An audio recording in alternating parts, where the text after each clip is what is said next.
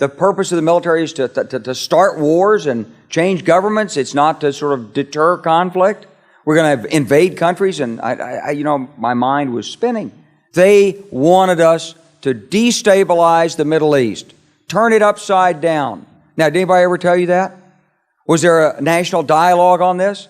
Did senators and congressmen stand up and denounce this plan? Was there a full-fledged American debate on it? Absolutely not. And there still isn't. As I was leaving the Pentagon, and an officer from the Joint Staff called me into his office and said, I want you to know, he said, "Sir, we're going to attack Iraq." And I said, "Why?" He said, "We don't know." He said, I said, "Well, did they tie Saddam to 9/11? He said, "No."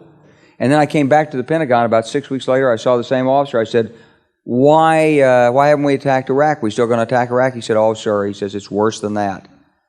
He said, he pulled up a piece of paper off his desk. He said, "I just got this memo from the Secretary of Defense's office. It says we're going to attack and destroy the governments in 7 countries in 5 years.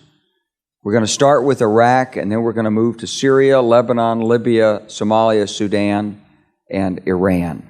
It was a pretty stunning thing. You mean the purpose of the military is to start wars and change governments? It's not to sort of deter conflict?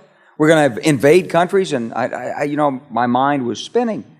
And I put that aside. It was like a nugget that you hold on to. This country was taken over by a group of people with a policy coup. Wolfowitz and Cheney and Rumsfeld, and you could name a half dozen other collaborators from the Project for a New American Century. They wanted us to destabilize the Middle East, turn it upside down, make it under our control.